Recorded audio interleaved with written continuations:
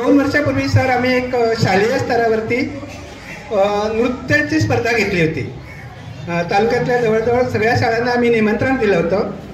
त्यातल्या जवळजवळ 20-22 शाळा याच्यात सहभागी झाल्या होत्या आणि त्याच्या याच्यात समूहगान आणि समूह नृत्य अशी एक स्पर्धा घेतली होती. पण ही स्पर्धा फक्त शालेय स्तरावरती मर्यादित होती आणि बाकीचे जे ओपन कलाकार असतात त्यांच्यासाठी मात्र नव्हती. तर एक आमच्या डोक्यामध्ये आपल्या डोक्यामध्ये असं येतं की आम्ही जी जनकल्याण पतसंस्था आहे याच्यात मगाशी वंदर्शांनी सांगितलं की जो नफा होतो या संस्थेला, हा नफा आम्ही प्रामुख्याने शैक्षणिक कामासाठी वापरतो.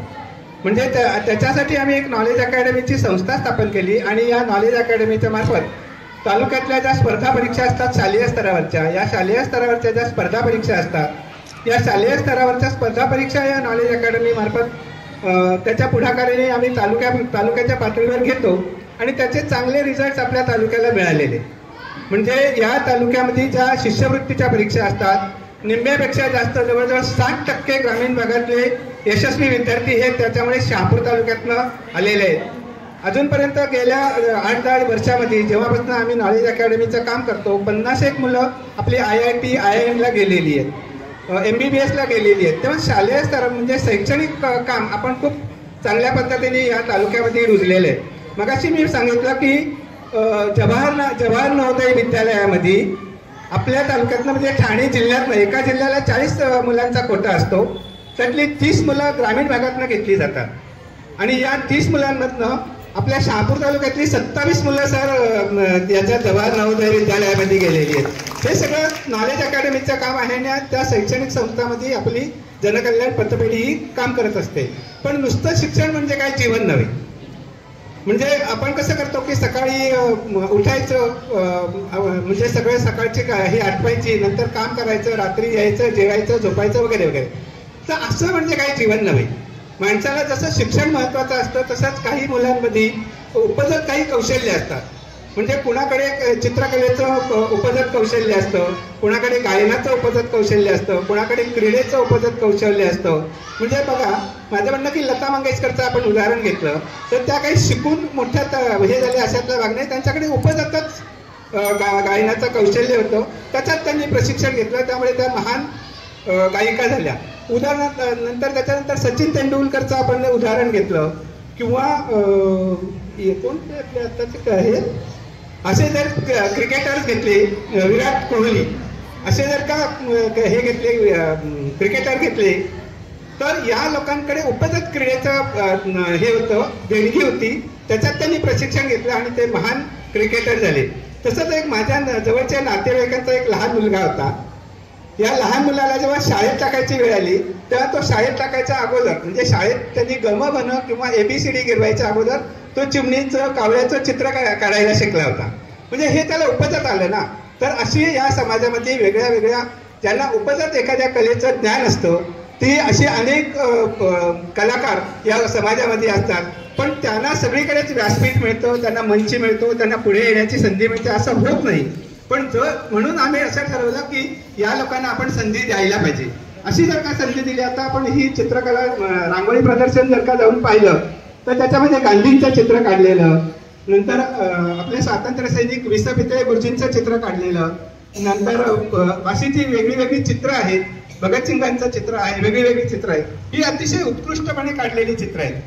ही शिकून मला वाटतं की नाही होत, ते उपजत असतं आणि त्यात शिकल्या तर त्यांच्याकडे आणखी चांगले ते कौशल्य तयार होतं.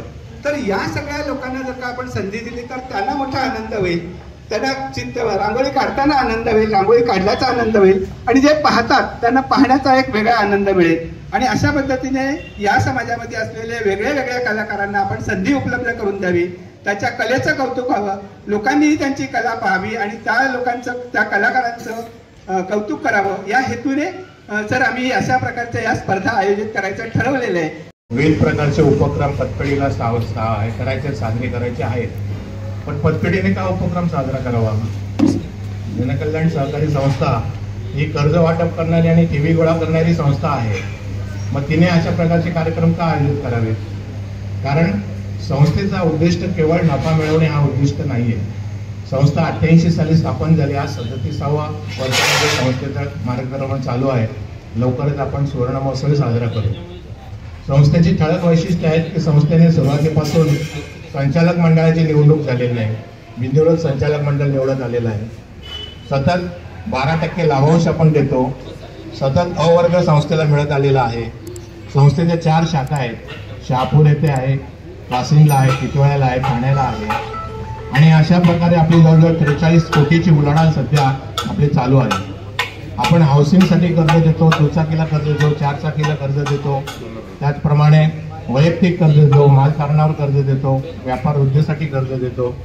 अशा प्रकारे कर्जाचा व्यवहार करत असतानाच संस्थेला जो काही नफा होतो, या नफ्यातून जे काही इतर कार्यक्रम आहेत संस्थेच्या दृष्टीने आवश्यक असलेली गुंतवणुकीच्या दृष्टीने, त्या व्यतिरिक्त सामाजिक बांधिलकी म्हणून अशा प्रकारचे उपक्रम संस्था आतापर्यंत राबवत आलेली आहे. आणि त्याचाच एक भाग म्हणजे हा रांगोळी कला प्रदर्शनाचा आहे. एक एक गळ्यानंतर त्याचा विस्तार होतो. तशा पद्धतीने आज जनकल्याण पतपिढी असो किंवा जनकल्याण जे काही आज जो आपल्याला पाहायला मिळतो, आज आपण इथे उपस्थित आहोत, हा त्यांचा एक मोठा समुद्र झाल्यासारखा आहे. आणि याच्या माध्यमातून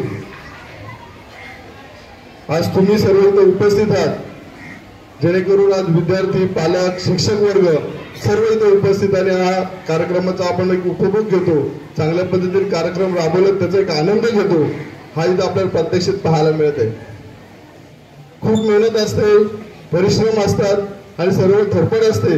आणि ही धडपड ज्यावेळेस आपल्याला दिसून येते, आज आपण इथे गेल्या 30 वर्षामध्ये पाहिलेलं आहे की ह्या मंडळींनी खूप मेहनत करून इथपर्यंत जो प्रवास केलेला आहे, हा प्रवासाचा आज इथं आपल्याला खऱ्या अर्थाने पाहायला मिळालेला आहे. चांगल्या पद्धतीने एक आपण ही काही गोष्ट पाहतो, ही काही सोपी गोष्ट नाही, त्याच्या मागचा हा परिश्रम आपल्याला दिसत आहे.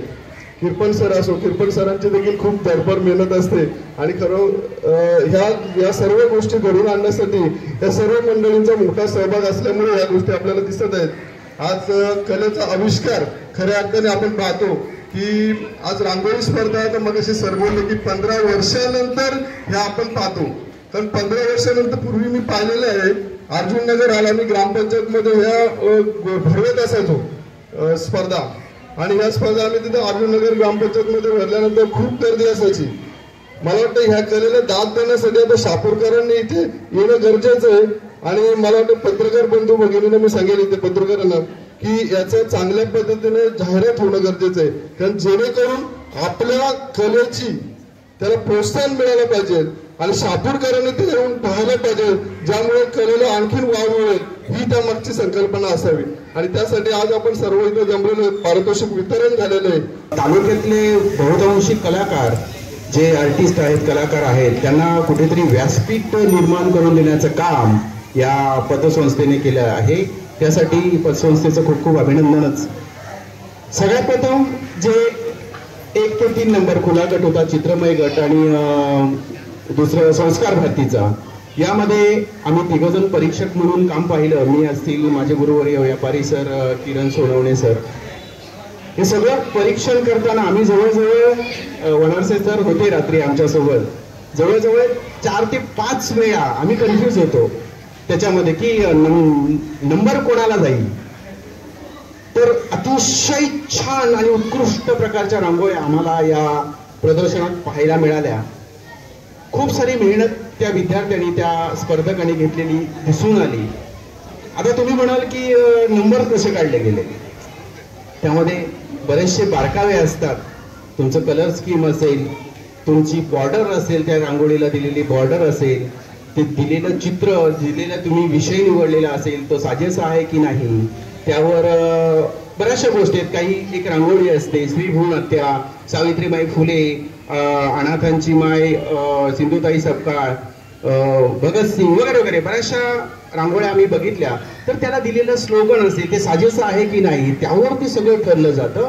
आणि कलर स्कीम सुद्धा विचारात घेतली जाते. आणि हे सगळं करत असताना मी असेल, सोनवणे सर असतील, व्यापारी सर असतील, जवळजवळ 5 ते 6 वेळा आम्ही पूर्ण राऊंड म्हणजे 4 ते 5 फेऱ्या मारल्या आम्ही त्या रांगोळ्या पुन्हा पुन्हा बघण्यासाठी, की जेणेकरून कोणावर अन्याय होता कामा नये. आणि तसं काही झालेलं नाहीये.